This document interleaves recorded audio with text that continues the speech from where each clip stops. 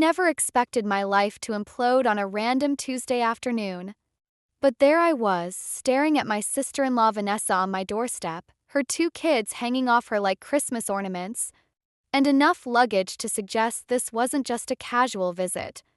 My name is Rachel, and until that moment, I'd managed to maintain a careful balance between my marriage and my sanity. Working as an assistant editor-in-chief meant I needed my home to be my sanctuary, a quiet place where I could decompress after wrestling with deadlines and demanding authors all day. Surprise! Vanessa chirped, her perfectly glossed lips curved into what I'd come to recognize as her "I need something" smile. The kids and I thought we'd come for a little visit. Before I could process what was happening, her son Oliver darted past me into the house, his sister Chloe following close behind. The sound of something crashing in my living room made me wince. "Oh, don't worry about that," Vanessa waved dismissively. "Kids will be kids, right?" I stood frozen in the doorway as she wheeled in 2 massive suitcases, followed by what looked like a portable wardrobe. "How long exactly are you planning to stay?" "Just until things settle down," she said vaguely, already making herself at home. "Ethan didn't tell you?" I could have sworn he said he'd handle it. "My husband." Of course. Speaking of the devil, Ethan chose that moment to come home early from work, something he never did. His face lit up at the sight of his sister, and they embraced like they hadn't seen each other in years rather than the 3 weeks since our last forced family dinner. "You made it!" he exclaimed, helping bring in more bags. "Rachel, isn't this great? The house will finally feel alive." I caught the slight emphasis on "finally" and felt my stomach twist. Our house was plenty alive, with conversation, laughter, and the occasional heated debate about comma placement. Just because we didn't have children running around breaking things didn't mean we were living in a mausoleum. "Ethan," I said carefully, "can we talk for a minute?" He followed me to the kitchen, still beaming. I could hear Oliver and Chloe thundering up and down the stairs, probably marking their territory like overwrought puppies. "When were you planning to tell me about this?" "I knew you'd overthink it if I told you in advance," he said, reaching for the coffee maker. "It's just temporary. Vanessa's going through some stuff with her ex, and she needs a safe place for the kids. And our home was volunteered without any discussion? They're family, Rachel. We have 3 empty bedrooms collecting dust. What's the big deal?" Before I could respond, there was another crash upstairs, followed by giggling and what sounded suspiciously like water running. "I should check on that," Ethan said, already turning away. "Try to relax, okay? This'll be good for us." I watched him bound up the stairs, leaving me alone in my rapidly shrinking kitchen. My phone buzzed, a text from my best friend Lila. "Still on for wine night tomorrow?" I was about to reply when Vanessa swooped in, phone in hand. "Oh, Rachel, I hope you don't mind, but I invited Mom and Dad to come stay too. They're worried about the kids adjusting, and you know how Mom gets. They'll be here Thursday." She disappeared before I could respond, her voice carrying down the hallway as she coordinated with my in-laws. I gripped the kitchen counter, my knuckles white, as the reality of my situation sank in. My peaceful home was being invaded, my husband had conspired behind my back, and my mother-in-law, who'd once suggested I was too career-focused to be a proper wife, was arriving in 2 days. I picked up my phone and typed a quick response to Lila. "Make it a bottle. Maybe 2. We need to talk." Above me, something that sounded expensive shattered, followed by Ethan's laughter and his sister's theatrical apologies. But it was the sight of Vanessa's divorce papers, partially visible in her open purse on my counter, that made my blood run cold. This wasn't going to be temporary at all. The first 48 hours with my uninvited house guests felt like being trapped in a reality show I never auditioned for. I'd retreated to my home office, the only space still untouched by Hurricane Vanessa, when the smell of burning jolted me from my work. I rushed to the kitchen to find Oliver attempting to make grilled cheese with the burner on high, while Vanessa lounged on the couch, scrolling through her phone. "Oliver, step back," I said, quickly moving the smoking pan. "Where's your mom?" "Right here," Vanessa called out, not looking up. He's fine. He makes his own lunch all the time at home. Charred remains of what was once my favorite non-stick pan told a different story. I bit back a response, remembering my grandmother's advice about choosing battles wisely. Instead, I made Oliver a proper sandwich, trying not to notice how he wolfed it down like he hadn't eaten all day. "Hey, while you're in there," Vanessa piped up, "could you make me something too? I'm starving." Before I could respond, Ethan burst through the door carrying shopping bags. "Family dinner tonight," he announced. "Mom and Dad are coming early." Surprise! My stomach dropped. Early? They weren't supposed to be here until tomorrow. "Mom couldn't wait," he grinned, unpacking groceries. "And wait till you hear the best part. They're bringing Aunt Susan and Uncle Mike too." I watched as he and Vanessa high-fived like teenagers planning a party. Kitchen counter disappeared under ingredients as Ethan pulled out recipe after recipe. "Honey," I said carefully, "I have that big manuscript deadline tomorrow. Remember." "Come on, Rachel," Vanessa interjected, finally looking up from her phone. "Family comes first. You can do your little editing thing anytime." I caught Ethan nodding along with his sister and felt something crack inside me. My little editing thing pays half the mortgage on this house. "Speaking of the house," Vanessa said, her tone suddenly serious, "Mom mentioned you two might be thinking of moving to a bigger place. You know, something more family-friendly." The look that flashed across Ethan's face told me everything I needed to know. This wasn't just another one of Vanessa's random comments, they'd been discussing our future without me. "I need some air," I managed, heading for the door. Ethan caught my arm. "Where are you going?" "My parents will be here in an hour." "Then I'll be back in 59 minutes. I drove to Lila's house on autopilot, my hands shaking on the steering wheel. She took one look at me and poured 2 glasses of wine. "They're planning to stay permanently, aren't they?" she asked after I'd spilled everything. "Worse," I said. "I think Ethan's been planning this with them. He's never home early, never cooks, never arranges family gatherings. But suddenly he's super host. Have you checked your joint account lately?" I froze with my wine glass halfway to my lips. "Why?" "Just a hunch," Lila said carefully.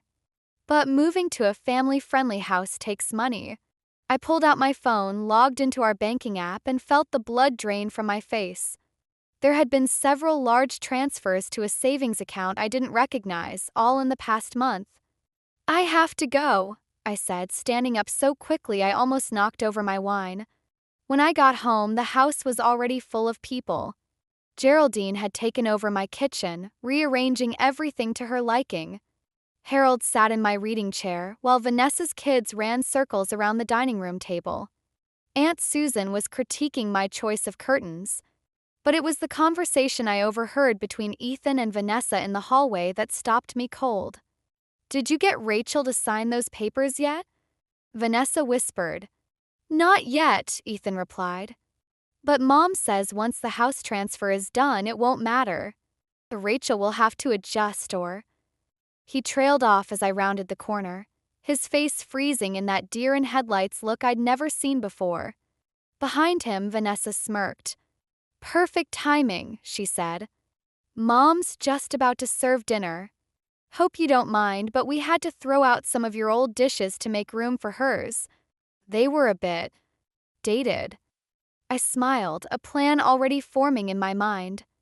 "No problem at all. What's family for, right?" I spent the next morning in my office, not editing manuscripts but digging through our financial records. Each discovery felt like another nail in my marriage's coffin. The papers Vanessa mentioned weren't just about a house transfer. Ethan had been systematically moving our assets around for months. My phone buzzed with another text from him. "Mom's making her famous pot roast tonight. Don't work too late." I ignored it, focusing instead on the email from our bank.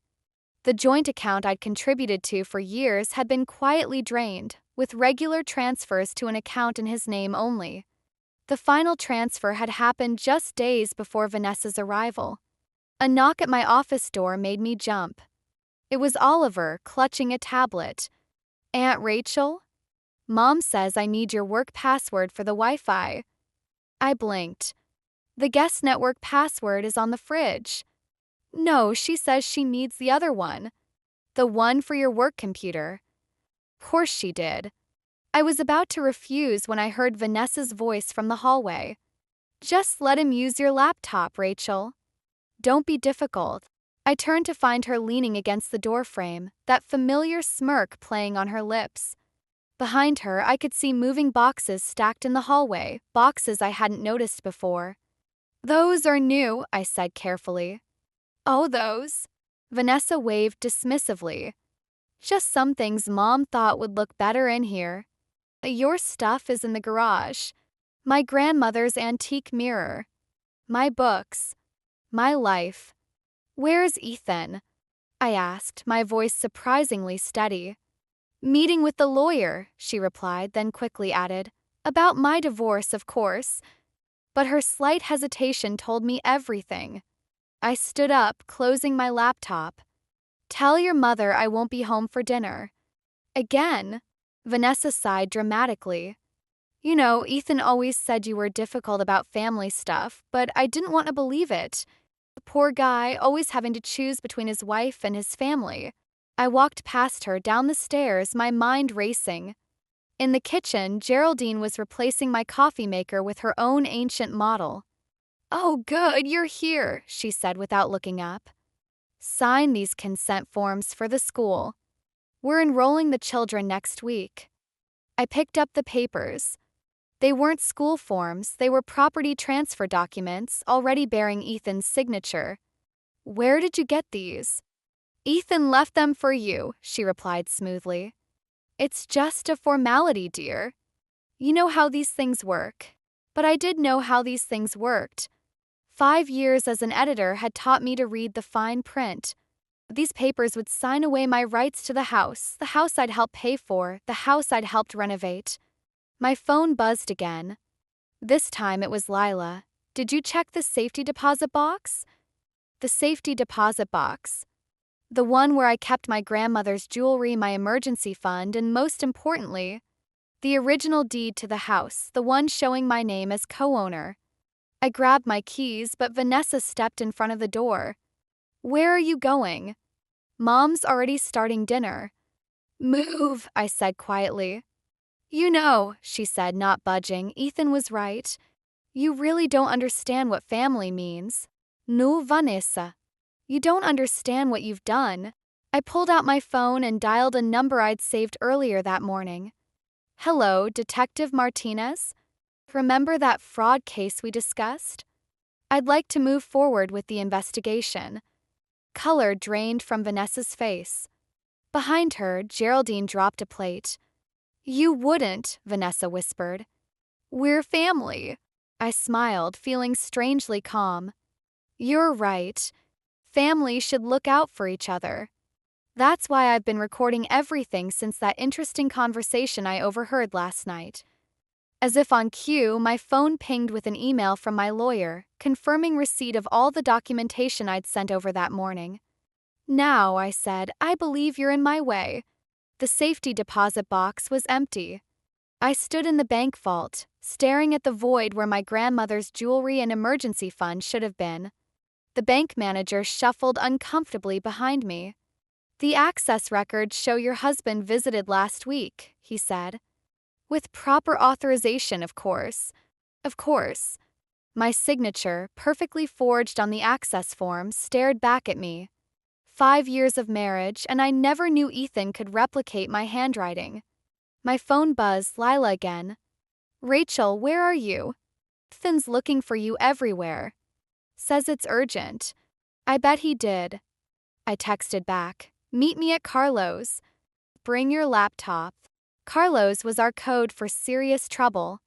The little cafe had been my sanctuary during the worst times after my parents' death, and Lila knew what it meant if I wanted to meet there. When I arrived, she already had 2 coffees waiting. How bad? Everything's gone, I said, my voice hollow. The deed, the jewelry, the money, all of it. That's impossible, she frowned, opening her laptop.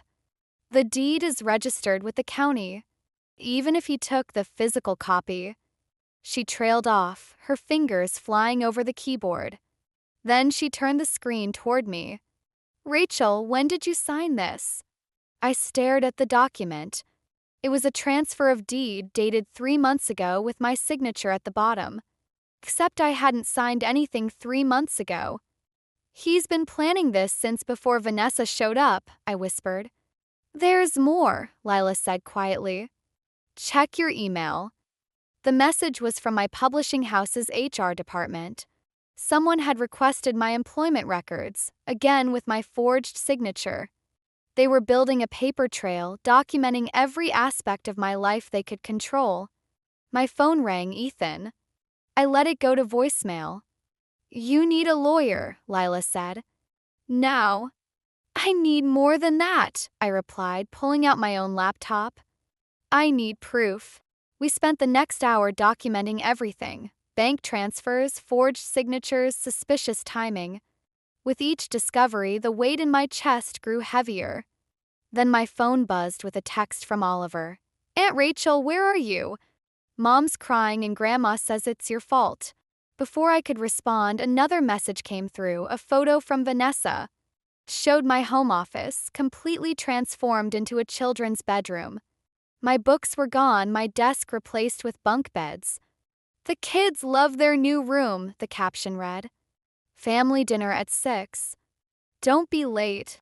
They're trying to erase me, I said, my voice cracking. Piece by piece, they're writing me out of my own life. Lila reached across the table and grabbed my hand. No, they're showing you exactly who they are. The question is, what are you going to do about it? My phone rang again. This time it was Harold, my father-in-law. I almost declined the call, but something made me answer. Rachel, he said quietly, I know what they're doing. Meet me at the park in 20 minutes. Come alone. I looked at Lila, who was already packing up her laptop. Go, she said. I'll have my phone ready if you need backup. Park was empty except for Harold, sitting on our usual bench. He looked older somehow, tired. I tried to stop them, he said as I sat down. But Geraldine, she's convinced this is what's best for everyone. Best for everyone? I echoed. They're stealing my life. No, he replied, pulling an envelope from his jacket. They're trying to steal your future. But they forgot about the past. Inside the envelope was a letter written in my grandmother's handwriting, dated just before she died. A letter I'd never seen before, addressed to my future self. How did you get this? Geraldine took it from your office, he said. She was going to destroy it, but I couldn't let that happen. Your grandmother. She knew something like this might happen. Read it. As I opened the letter, Harold stood up. Whatever you decide to do, Rachel, know that not all family is bound by blood. Sometimes the strongest bonds are the ones we choose for ourselves. He walked away, leaving me alone with my grandmother's last words and a decision that would change everything. My grandmother's letter changed everything. I sat in my car outside the house, my house, reading it for the 3rd time.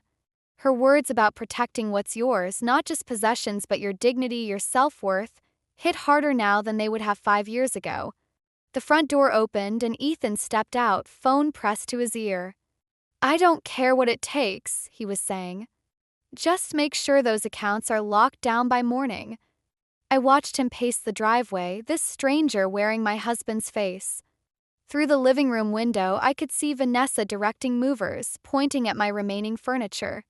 Geraldine stood in the kitchen, probably planning another family dinner I wouldn't attend.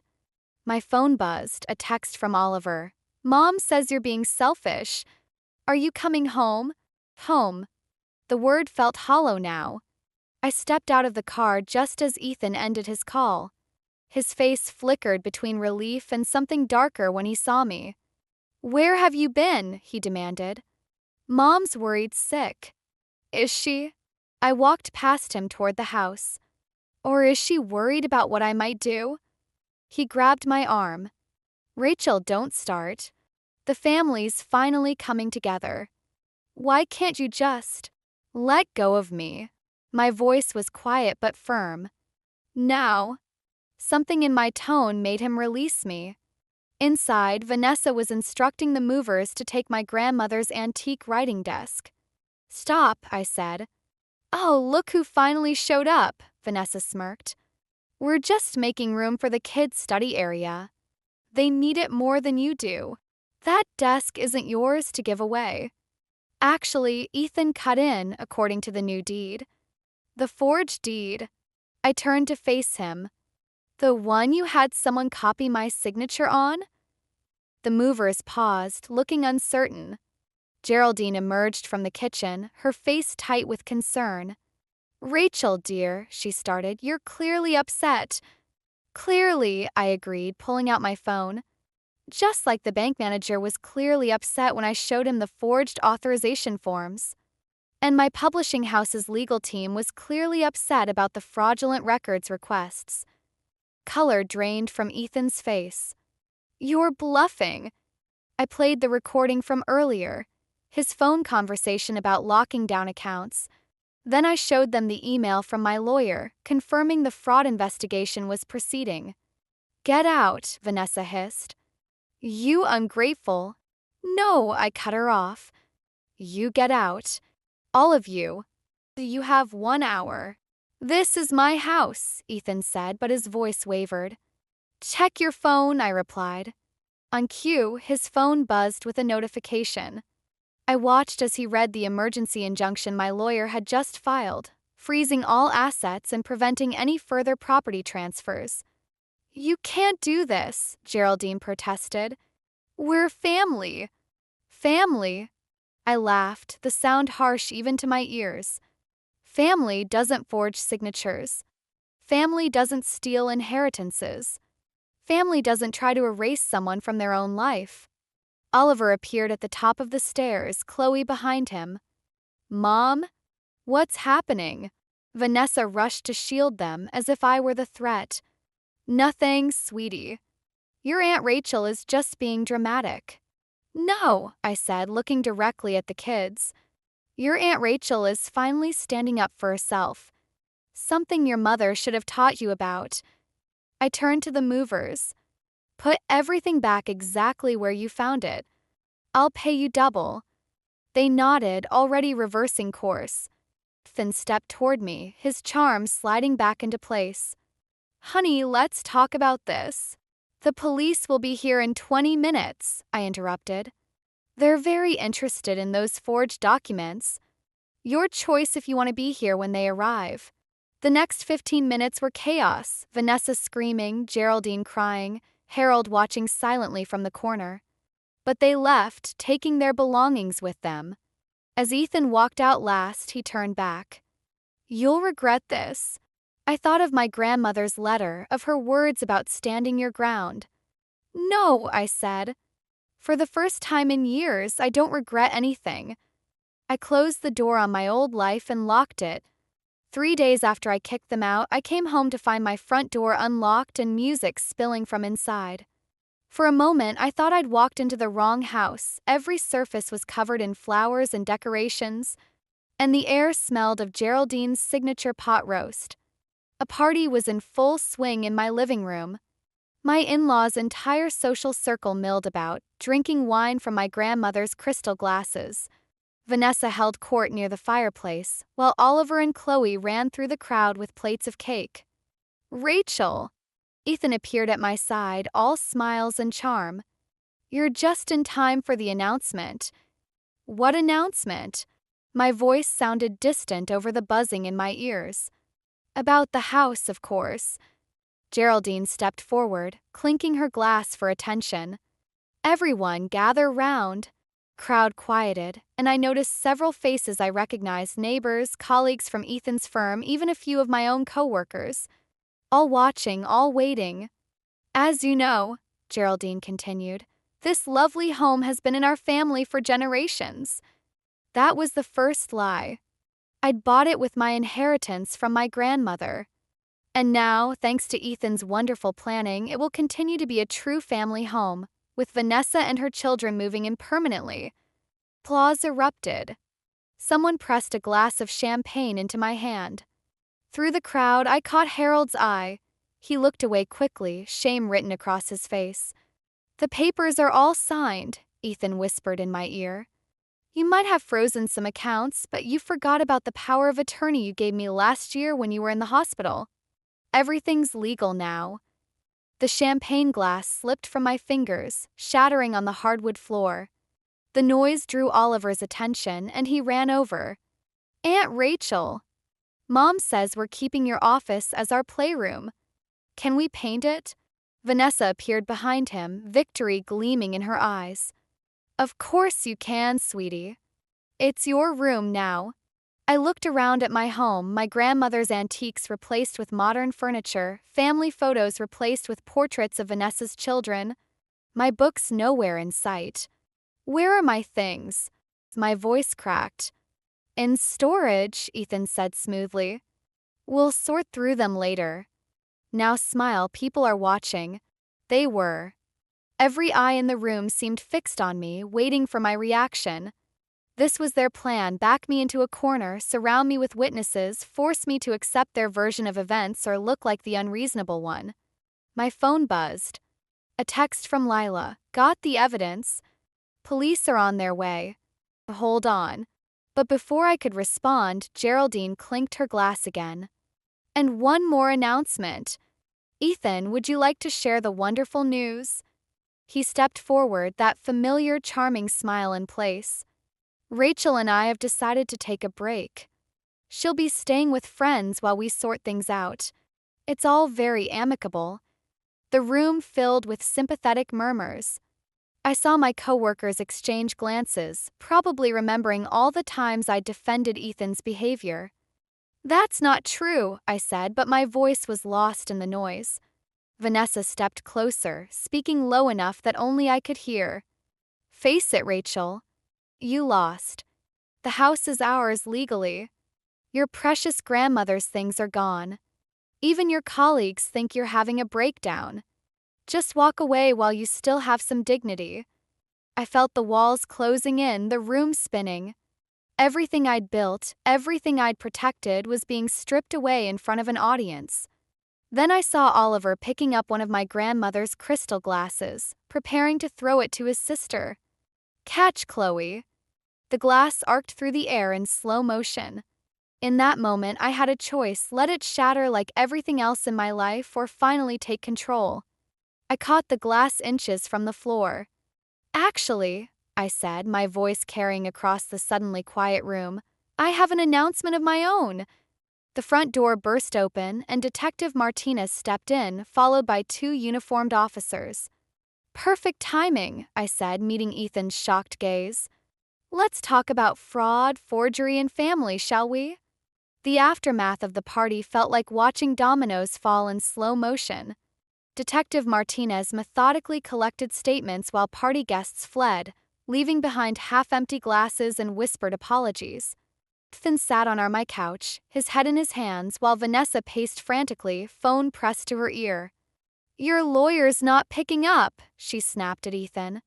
"Fix this." I stood by my grandmother's writing desk, now back in its rightful place, as Detective Martinez laid out the evidence: forged signatures, fraudulent bank transfers, and the smoking gun emails between Ethan and a document forger, discussing payment for delicate family matters. "This is ridiculous," Geraldine interrupted. "We're protecting family assets. Rachel never understood what family means." "Family?" Harold's voice cut through the room. We all turned to see him standing in the doorway, holding a familiar wooden box. "Is this what family means?" He opened the box, revealing my grandmother's jewelry, the pieces Ethan claimed were in storage. "I found this hidden in Vanessa's guest room." "Dad," Ethan started, but Harold held up his hand. "No more lies." He placed the box on the desk beside me. "I've watched this family destroy everything good in the name of protection and togetherness. I won't stay silent anymore." Vanessa lunged for the box. "Those are mine now." "The house transfer is void," Detective Martinez interjected. along with every other document Mr. Walker forged. Speaking of which, she nodded to an officer who stepped forward with handcuffs. You can't be serious, Ethan laughed, but the sound was hollow. Rachel, tell them this is just a misunderstanding. I picked up my grandmother's sapphire ring, the one she'd promised would be my something blue at my wedding. You know what I don't understand, Ethan? How you could sleep beside me every night while plotting to steal my home. I didn't steal anything. I was protecting our future. Your future, I corrected. With your perfect family picture. Your sister in my office, your mother in my kitchen, your name on my grandmother's house. Everything I did for us. No, I said quietly. Everything you did to me. The officer stepped forward again, but Ethan backed away. You're making a mistake. Vanessa, tell them about the agreement. Mom, show them the papers. But Vanessa was already edging toward the door, her survival instincts kicking in. Geraldine stood frozen, her carefully constructed world crumbling. Mr. Walker, Detective Martinez said firmly, we can do this here or at the station. Your choice. Ethan's charm cracked completely. This is your fault, he shouted at me. I gave you everything, a family, a purpose. You were nothing before us. Wrong again, I replied, slipping my grandmother's ring onto my finger. I was everything before you. I just forgot for a while. As the officers led Ethan away, Vanessa made one last attempt. The children, she pleaded. Think about what this will do to them. I looked at Oliver and Chloe, huddled together on the stairs. I am thinking about them. They deserve to see that actions have consequences, even for family.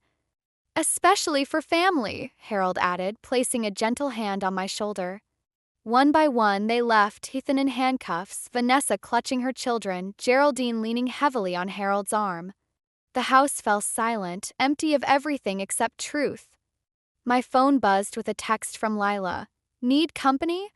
I looked around at my reclaimed space, the walls that had witnessed my strongest and weakest moments, the furniture that held memories both bitter and sweet, the windows that would now let in light without shadows. Not tonight, I typed back. For the first time in years, I know exactly where I belong. I sat at my grandmother's desk, running my fingers over the worn wood, and began to write, not about revenge or justice, but about reclaiming yourself when the world tries to write your story for you. Sighed, I heard Ethan's voice one last time, calling my name from the police car. I didn't answer. Some chapters need to end for others to begin. 6 months later, I sat across from Ethan in a sterile conference room, watching him sign the final divorce papers. He looked smaller somehow, his designer suit hanging loose on his frame, his charm dulled by reality. I never meant for it to go this far, he said, pushing the papers toward me. I know. And I did know. That was the tragedy of it all. He'd destroyed our marriage trying to build his perfect family, never realizing what he already had. Outside the lawyer's office, Harold waited on a bench. We'd maintained a careful friendship these past months, meeting for coffee occasionally, both of us trying to understand how family could go so wrong. Vanessa's moving to Seattle, he said as I approached. Fresh start, she says. Kids are adjusting. I thought of Oliver and Chloe, caught in their mother's web of manipulation. They'll figure it out eventually. Kids usually do. Like you did. He smiled sadly. Geraldine still won't admit she was wrong. She visits Ethan every week, tells him he's the victim in all this. And you. I'm selling the house, he said quietly. Too many ghosts? I nodded, understanding completely. My own home had needed months of cleansing, not just physically removing their traces, but emotionally reclaiming each space. My office was mine again, filled with books and manuscripts. Kitchen hummed with my grandmother's old recipes instead of Geraldine's judgments. My phone buzzed, a text from Lila about our weekend plans. Life had settled into a new rhythm, one that felt more authentic than anything I'd known in years. There's something else, Harold said, reaching into his jacket. We found this while packing up the old house. It was hidden in Geraldine's things. He handed me a weathered envelope, my grandmother's distinctive handwriting on the front. For Rachel, when the storm passes. My hands trembled as I opened it. Inside was a letter dated just weeks before she died, and a small key I recognized from my childhood. My dearest Rachel, the letter began. If you're reading this, you've weathered a storm I always feared would come. I've watched you build your life with such care, but I've also seen the shadows gathering, people who mistake possession for love, control for family. Key, she explained, opened a safety deposit box at her old bank. Inside was everything she'd wanted to protect for me, family photos, legal documents, and a trust fund I'd never known about. Because sometimes, she wrote, the strongest walls aren't the ones we build around our homes, but the ones we build around our hearts. And sometimes, dear one, those walls need to come down for us to truly live. Harold touched my shoulder gently. She knew, didn't she? Even then. She always knew, I whispered, folding the letter carefully. As I drove home, I passed the coffee shop where Ethan and I had first met. The memory didn't sting anymore. It was just another chapter in a story that had taught me more about strength than weakness. At home, I made tea in my grandmother's old pot and sat at her writing desk. The house creaked and settled around me, comfortable in its solitude. On my laptop, the cursor blinked at the top of a blank document. I'd been trying to write about what happened, but every attempt felt incomplete. How do you capture the moment you realize family isn't always about blood? How do you explain that sometimes revenge isn't about destroying others, but about saving yourself? My phone lit up with a message from an unknown number. A photo of Oliver and Chloe, smiling in front of a Welcome to Seattle sign. No words, just the image. I saved it, understanding the message beneath. Some bonds survive even when families break. I turned back to my laptop and began to write, not about betrayal or revenge, but about reconstruction. About how sometimes you have to let your world fall apart to build something truer from the pieces. Sighed, the sun set on another quiet evening, painting my walls with colors that belonged only to me.